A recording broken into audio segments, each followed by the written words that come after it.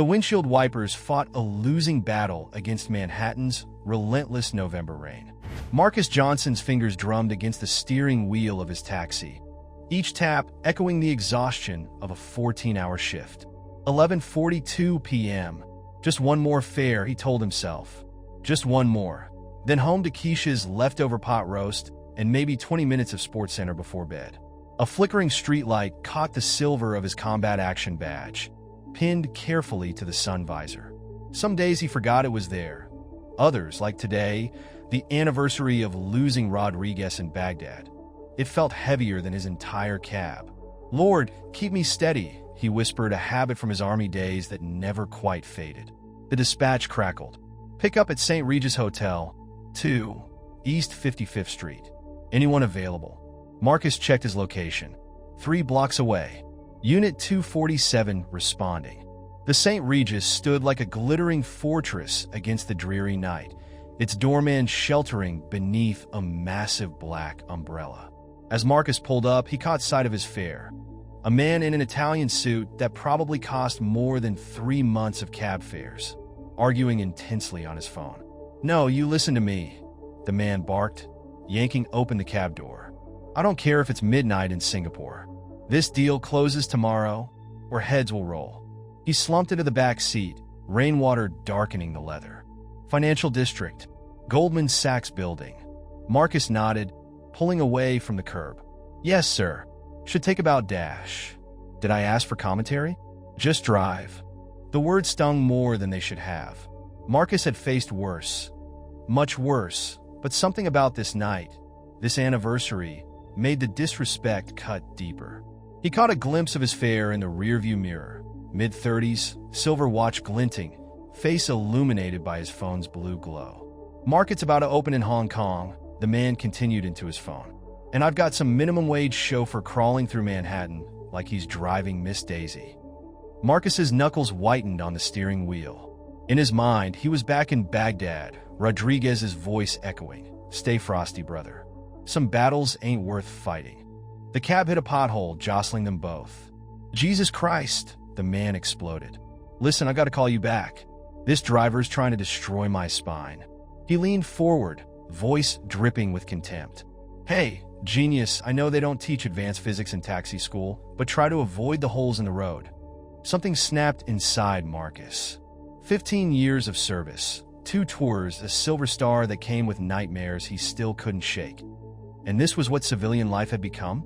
"Sir," Marcus said quietly, dangerously calm, "I'd appreciate if you'd speak to me with respect." The man laughed, sharp and hollow. "Respect?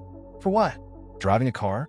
I've got shoes that contribute more to society than you do." Marcus pulled the cab over, the rain now hammering against the roof like artillery fire. He turned slowly, meeting the man's eyes. "My name is Marcus Johnson, former Staff Sergeant, United States Army, 3rd Infantry Division. I've served this country through 2 tours in Iraq. I've watched good men die, so people like you can sit there and treat people like me as if we're nothing." The man's face flushed red. "Are you threatening me? Do you know who I am?" "No, sir," Marcus replied, reaching up to take his combat action badge from the visor. "But I know who I am, and that's someone who deserves basic human dignity." The man's fingers flew across his phone. "Well, Sergeant Johnson, let's see how long you keep your medallion after I report this little incident. You people need to learn your place." "You people?" Marcus's voice was barely a whisper. Before either man could speak again, a deafening crash split the night. Through the rain-streaked windshield, Marcus watched as a luxury SUV hydroplaned through the intersection ahead, spinning wildly before slamming into a light pole. The banker reached for the door handle. "I'm getting another cab." "Sir," Marcus said, already unbuckling his seatbelt, muscle memory kicking in. "That car's smoking. Someone could be hurt." "Not my problem," the man muttered, but froze as Marcus turned to him one last time. "Actually, sir, it is your problem. That's your daughter's car." The man's face went pale as he finally noticed the familiar silver Range Rover, now crumpled against the pole. The same distinctive vanity plate he'd bought for her 19th birthday, gleaming in the rain. "How did you?" he stammered. "The photo on your phone wallpaper," Marcus said, already moving into the rain. Now, are you coming to help? Or are you going to let this minimum wage chauffeur save your daughter's life? The rain hammered against Marcus's back as he sprinted toward the smoking Range Rover, his combat boots, still worn daily, 15 years after discharge, splashing through puddles that reflected emergency lights like bloodstains. Behind him, he could hear the banker's Italian leather shoes slapping against wet pavement, accompanied by desperate, gasping breaths. "Emily!" The banker's voice cracked. "Emily!" The sound triggered a memory Marcus had spent years trying to bury. Rodriguez screaming for his sister after taking shrapnel, dying in Marcus's arms under a Baghdad sun that felt as distant now as another life. Focus. Access. Stabilize. The driver's side door was crumpled, but not sealed. Inside, a young woman, Emily, slumped against the airbag, blood trickling from a cut above her eye. The acrid smell of deployed airbags mixed with gasoline fumes, creating a toxic cocktail that sent Marcus straight back to that day in Iraq. "No, no, no," the banker moaned, reaching for the door handle. Marcus blocked him with one arm. "Sir, stay back. Fuel leak. One spark could dash. That's my daughter, and I'm the man you just called worthless who's going to save her life. Now step back and let me work." The words hung between them like smoke. In the distance, sirens wailed. Too far away, too slow. Marcus's training took over, his hands moving with practiced precision despite the trembling in his chest. "Emily, can you hear me?" A soft moan. Her eyes fluttered. "I'm Staff Sergeant Johnson. I'm here to help. Can you move your fingers for me?" Another memory flashed. A different young woman trapped in a Humvee outside Fallujah. He'd saved her. Rodriguez hadn't made it. Emily's fingers twitched. "Good sign." "Dad!" Her voice was barely a whisper. "He's here. We're going to get you out. But I need you to stay very still. Can you do that for me?" She nodded slightly, then winced. The smell of gasoline grew stronger. Marcus's heart pounded against his ribs, each beat screaming run, but his body remained steady. He'd earned his silver star on a day just like this, choosing to stay when every instinct screamed retreat. "Sir," Marcus called to the banker, who stood trembling in the rain. "I need your belt." "What?" "Your belt. Now." Her legs trapped. "I need a tourniquet." The banker fumbled with his Hermes belt, hands shaking so badly he could barely undo the buckle. As he handed it over, their eyes met. Gone was the arrogance from the cab, replaced by raw fear, the great equalizer. Marcus worked quickly, methodically, the belt secured. He began carefully extracting Emily from the wreckage. Each movement was a calculated risk, each second measured against the growing pool of gasoline beneath the vehicle. "Rodriguez," he whispered in old habit. "Watch our six, brother." Finally, Emily was free. Marcus carried her to safety just as the first fire truck rounded the corner, its siren cutting through the night like a knife through memory. The banker cradled his daughter, sobbing openly now. "Thank you," he managed between breaths. I don't know how to—" Marcus knelt beside them, checking Emily's vitals one last time. "Sir, I dash." He stopped mid-sentence, his blood turning to ice. There, on Emily's wrist, was a familiar bracelet, copper and steel, handmade, with distinctive markings he'd never forget. "Where did you get that?" he asked, his voice hoarse. Emily touched the bracelet weakly. "My uncle made it in Iraq." The banker looked up, confusion crossing his tear-streaked face. "Her Uncle David, he never came home from Baghdad. He was killed saving his entire unit. They awarded him the Silver Star posthumously." Marcus stood slowly, his legs threatening to give way. "David Rodriguez," he whispered. "Your brother-in-law was David Rodriguez." The banker's eyes widened with recognition, finally seeing the combat action badge still clutched in Marcus's hand. The same badge that had been on his visor, the same badge Rodriguez had helped polish the day before he died. "You," the banker breathed. "You were with him that day." Marcus nodded, rain mixing with tears he couldn't hold back. "He died saving my life." His last words were about his niece, about Emily. The wail of sirens grew closer, but Marcus barely heard them. All he could hear was Rodriguez's voice from 15 years ago. Promise me you'll look out for them, brother.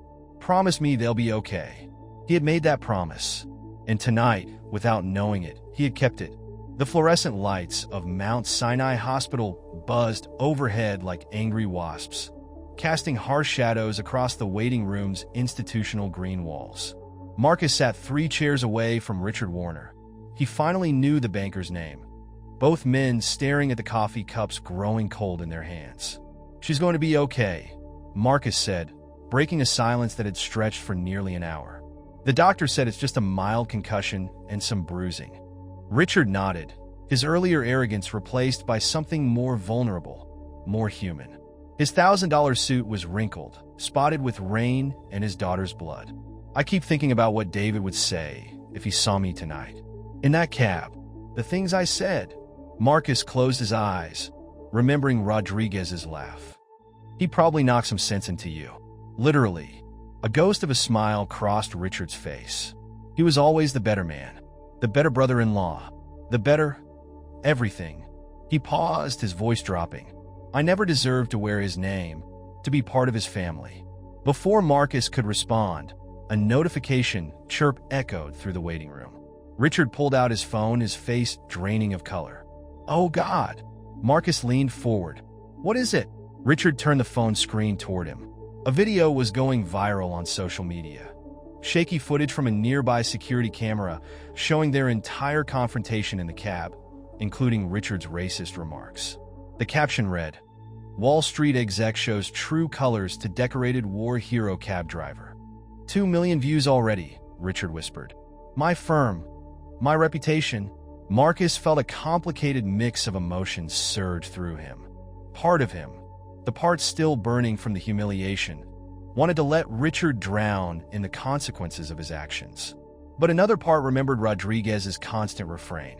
"Hate's too heavy a burden to carry, brother." "I could make a statement," Marcus offered, surprising himself. "Tell them it was a misunderstanding." Richard's head snapped up. "You do that? After how I treated you?" "Not for you," Marcus said firmly. "For Emily. For Rodriguez's memory." The conversation was interrupted by the click of heels on linoleum.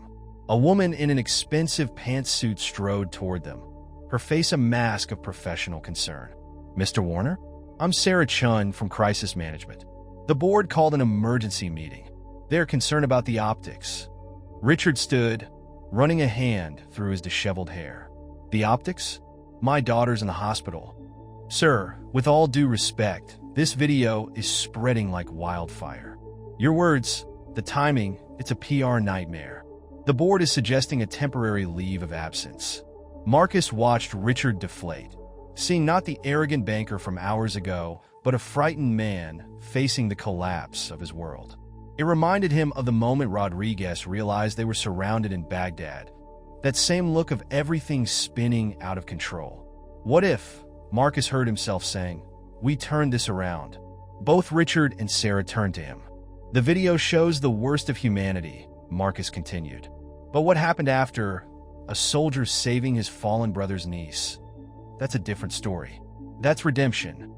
Sarah's eyes lit up with professional calculation. A joint press conference. The war hero and the reformed banker. Social media would eat it up. "No," Marcus said firmly. "Not a press conference. Something real. Something Rodriguez would be proud of." Richard sat back down, his shoulders sagging. "I don't deserve a redemption story." "Maybe not," Marcus agreed. "But maybe that's exactly why you need one." He pulled out his phone, showing them a photo he'd kept for 15 years. Himself and Rodriguez, arms around each other's shoulders, grinning despite the Baghdad heat. He believed everyone deserved a second chance, even the ones who didn't deserve it. Sarah started typing rapidly on her tablet.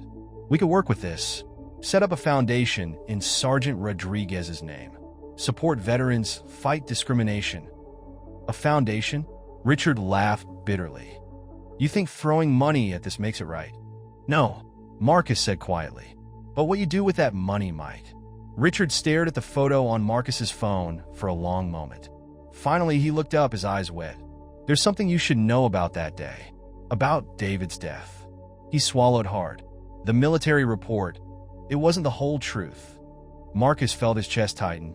What do you mean? Before he deployed that last time, David discovered something. About the defense contracts, about where the money was really going. Richard's voice shook. About my firm's involvement. The fluorescent lights seemed to buzz louder as Marcus processed the implications. Are you saying? I'm saying, Richard whispered, that my company's greed didn't just humiliate you tonight. It helped kill your best friend. The coffee cup slipped from Marcus's hand, spilling across the linoleum like blood in the Baghdad sand. The hospital's coffee slowly seeped into Marcus's boots, but he couldn't move. Each heartbeat thundered in his ears like distant explosions. Memories of that fatal day in Baghdad now tainted with new, horrifying context. Faulty equipment. Marcus finally managed, his voice barely a whisper. The intel said the building was clear. Our radios, they didn't. He looked up at Richard, rage and grief warring in his chest. Your company knew? Richard's face was ashen. The subcontractor cut corners. I saw the reports. Buried them. A nurse walked by, her shoes squeaking on the wet floor. The mundane sound felt obscene against the weight of this revelation. 15 years, Marcus said. 15 years I've replayed that day, wondering if I could have done something different.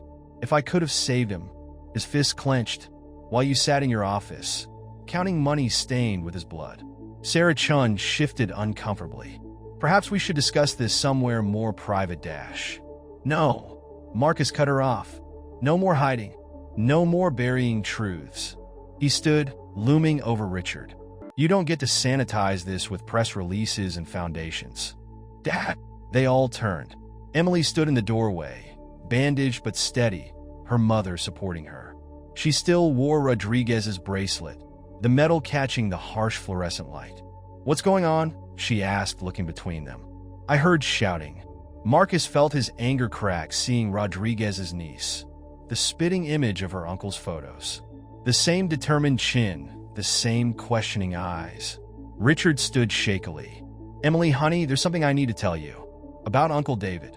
No, Marcus interrupted, surprising himself. Not here. Not now. He met Richard's eyes. She deserves the whole truth, but not in a hospital hallway. Emily stepped forward, wincing slightly. I remember you, Sergeant Johnson, from Uncle David's letters. She touched her bracelet. He wrote about you, said you were the brother he chose. The words hit Marcus like physical blows. In his mind, he heard Rodriguez's voice.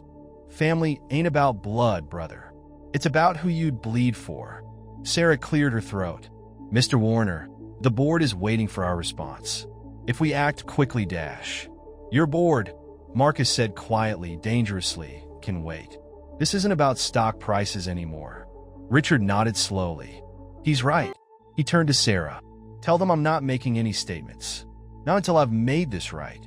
Sir, the video has reached 5 million views. The press is calling. Twitter is Dash. My daughter almost died tonight, Richard snapped.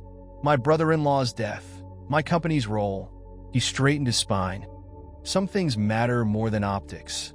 Marcus felt something shift in the air. A recognition of the man Rodriguez must have once seen in his brother-in-law, before greed and power corrupted him. There's more, Richard said, his voice heavy. The documents David found, they implicate people above me. Powerful people. If this comes out, Dash. A phone rang, cutting through the tension. It was Marcus's daughter, Aisha. Dad? Her voice trembled. Someone's here. They're asking questions about Uncle Rod. Marcus's blood ran cold. What kind of questions? About Baghdad. About his last mission. They say they're reporters, but... She paused. Dad, they have guns. Richard's face went pale. They're not reporters. They're Dash. A crash echoed through the phone, followed by Aisha's scream. Then silence. Marcus was already moving, combat instincts firing. Call the police, he barked at Sarah. Richard, your car. Marcus, wait. Richard grabbed his arm. These people, they'll kill to keep this quiet. They have before. Marcus yanked free, his voice steel. That's my daughter, and Rodriguez's goddaughter.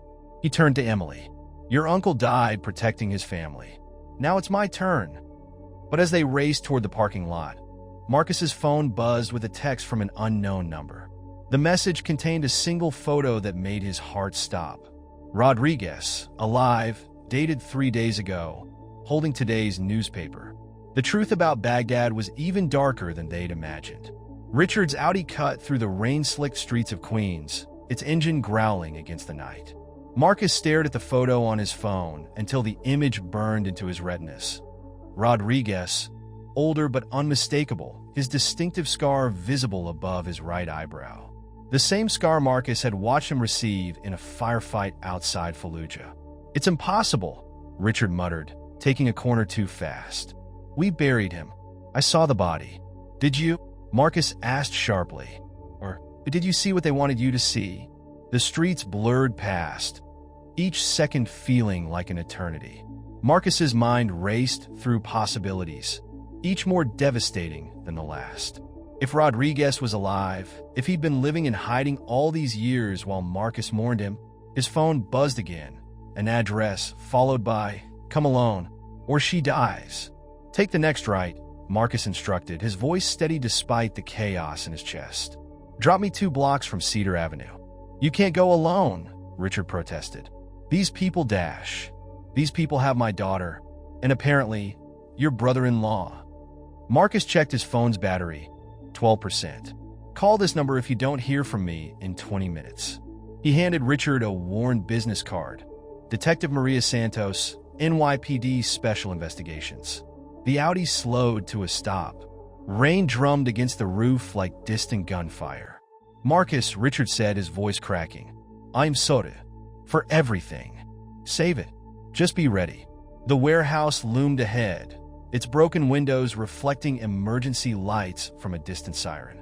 Marcus approached carefully, every sense heightened, every step measured. Rodriguez had taught him this careful advance during their first tour. A door creaked open. Inside, a voice commanded, "Hands where we can see them." Marcus complied, stepping into a cavernous space that smelled of rust and secrets. Industrial lights flickered overhead, creating moving shadows that set his combat instincts screaming. Aisha sat tied to a chair, terrified but unharmed. Behind her stood a man Marcus had seen in photographs on Richard's office wall. Charles Whitman, CEO of Warner Financial Group. "Staff Sergeant Johnson," Whitman said smoothly. "Your reputation precedes you." "Where is he?" Marcus demanded. "Your old friend? He'll join us shortly."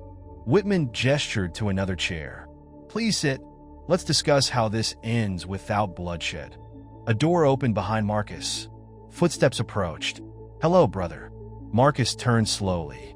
Rodriguez stood there, older, harder but alive. The weight of 15 years of grief and guilt crashed over Marcus like a wave. "Why?" was all he could manage. "Because some wars don't end," Rodriguez answered. "Because what we discovered in Baghdad was bigger than both of us." He moved closer.